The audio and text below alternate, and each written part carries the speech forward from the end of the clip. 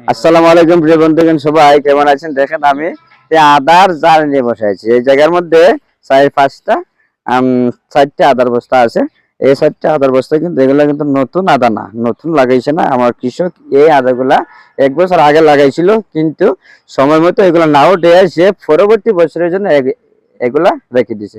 আরো অনেক বস্তা ছিল, ওইগুলো তারা উঠাই ফেলছে। শুধু শুধু এইটা দেখছে যে এটা আমরা আর 1 বছর রাখলে কি হয়, কি পরিস্থিতি হয়, সেই বিষয়টা দেখার জন্য এখন আমরা কৃষকের সাথে আলাপ করবো। আসসালামু আলাইকুম কাউসার ভাই, ভালো আছেন?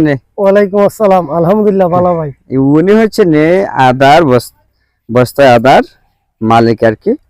গত বছর কয়টা গাছ মানে কয়টা বস্তা লাগাইছিলা?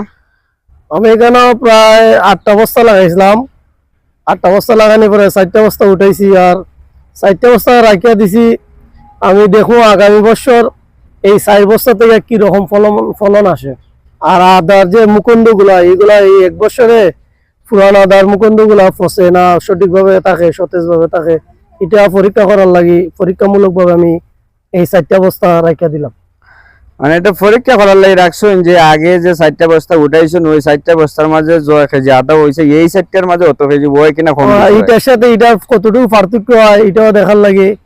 কি পরিমাণে আদা 1 বছরে 2 বছর রাখলে একটা না, কি পরিমাণে আদা গাছের মধ্যে ধরে, এটা পরীক্ষার লাগে।